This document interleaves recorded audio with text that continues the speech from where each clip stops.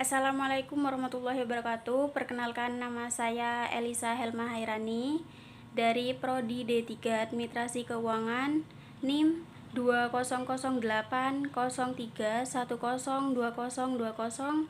Universitas Jember. Di sini saya akan menjelaskan inti dari pasar falas atau pasar fatula asing.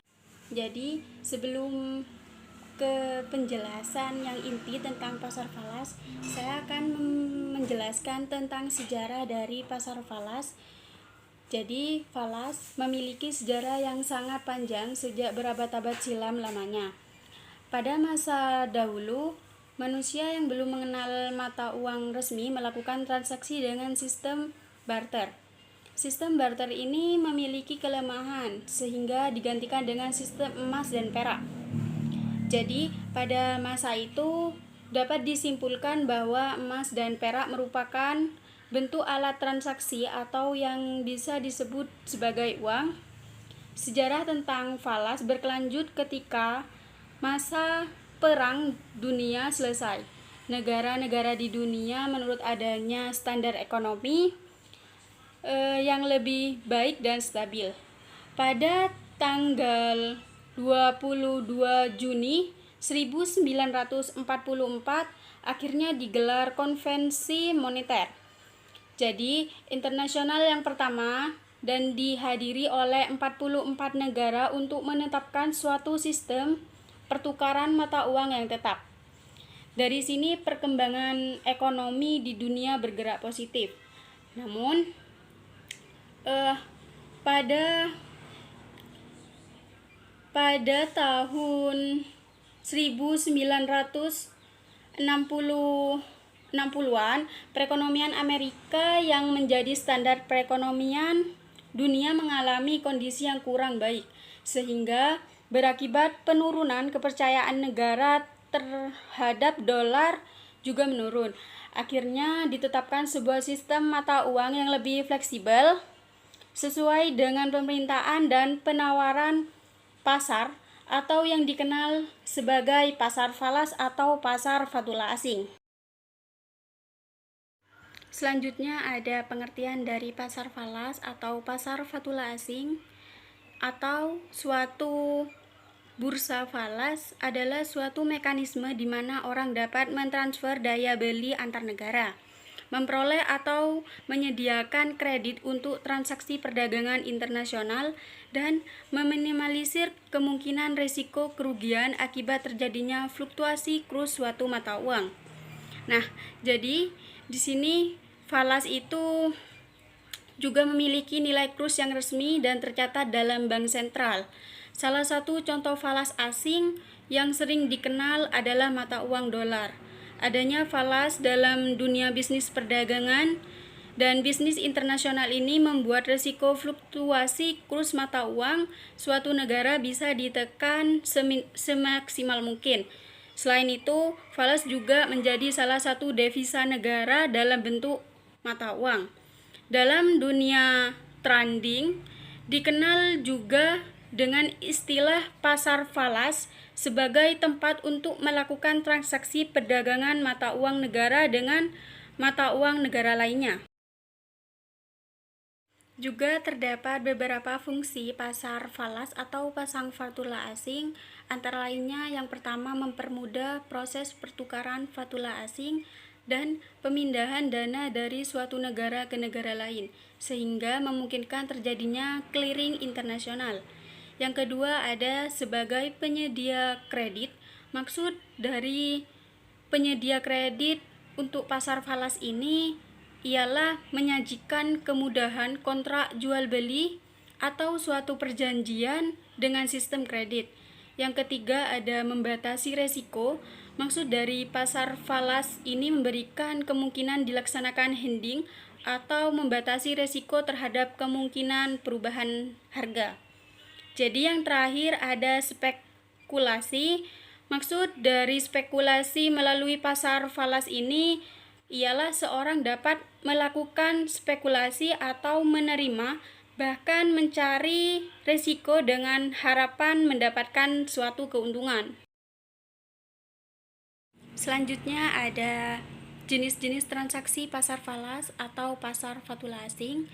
Yang pertama ada transaksi spot, di mana transaksi ini merupakan transaksi fatula asing dengan penyerahan dan pembayaran saat itu juga. Meskipun dalam praktek transaksi spot akan diselesaikan pada 2 hari kerja berikutnya.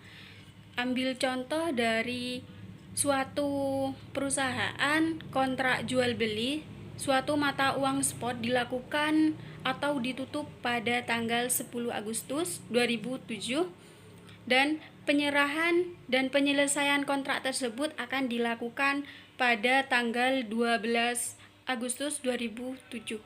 Apabila pada tanggal 12 Agustus 2007 itu bertepatan pada hari libur atau pada hari Sabtu Minggu, maka penyelesaiannya adalah pada hari berikutnya dan penyelesaian transaksi tersebut seperti ini disebut value date, seperti itu. Yang kedua ada transaksi forward, ialah transaksi yang berjangka. Transaksi forward merupakan transaksi fatula asing dengan penyerahan pada beberapa waktu mendatang sejumlah mata uang tertentu berdasarkan sejumlah mata uang tertentu yang lain. Kurs dalam transaksi forward ini ditentukan di muka, sedangkan penyerahan dan pembayaran dilakukan beberapa mendatang pada saat kontrak jatuh tempo. Transaksi forward ini biasanya sering digunakan untuk tujuan hedging dan spekulasi yang dilakukan semata-mata hanya untuk menghindari suatu resiko kerugian akibat terjadinya perubahan kurs dalam mata uang. Juga yang ketiga ada swap transaksi atau transaksi swap, yaitu transaksi pembelian dan penjualan bersama sejumlah tertentu mata uang dengan 2 tanggal penyerahan yang berbeda. Pembelian dan penjualan mata uang ini dilakukan pada bank lain yang sama. Jadi jenis transaksi swap yang umum adalah spot terhadap forward. Dealer membeli suatu mata uang dengan transaksi kembali jumlah dengan sama kepada bank lain yang sama dengan kontak forward. Karena itu dilakukan sebagai suatu transaksi tunggal dengan bank lain yang sama. Dealer tidak akan pada dealer ini tidak akan menghadapi risiko falas yang tidak diperkirakan. Jadi untuk transaksi ini dia tidak akan menghadapi risiko falas yang akan diperkirakan sebelumnya. Yang terakhir ada kelebihan dan kekurangan pasar falas atau pasar fatula asing. Adapun kelebihan dari pasar fatula asing yang pertama adalah transaksi bisa dilakukan 24 jam. Yakni transaksi pada pasar falas ini bisa dilakukan selama 1 hari. Yang kedua ada harga jual yang stabil atas setiap mata uang yang ada. Jadi pada mata uang tersebut tidak tiba-tiba turun drastis seperti itu. Yang ketiga ada biaya transaksi rendah. Jika kita menggunakan pasar falas sebagai transaksi, maka biaya admin dari pasar falas tersebut sangatlah rendah seperti itu. Yang keempat ada kenaikan ataupun penurunan harga terhadap mata uang dapat dijadikan keuntungan jika pintar-pintar mengambil kesempatan. Yang terakhir ada daya beli investor melebihi jumlah modal yang ada. Jadi pada investor dengan modal itu lebih banyak investor. Jadi pada orang yang menaruh investasi kepada kita ialah melebihi bahkan lebih besar dari modal yang kita siapkan. Kekurangan pasar falas yaitu yang pertama, risiko kurs pertukaran tidak pasti dan sulit diprediksi. Yang kedua, sangat sulit dilakukan oleh kalangan menengah ke bawah. Yang terakhir, asal negara mempengaruhi kesuksesan karena adanya risiko yang timbul karena campur tangan pemerintah terhadap mata uang yang akan diperdagangkan. Sekian dari saya mengenai penjelasan tentang pengertian pasar fatula asing atau pasar falas. Jika ada kelebihan kata atau salah pengucapan, saya mohon maaf sebesar-besarnya. Assalamualaikum warahmatullahi wabarakatuh.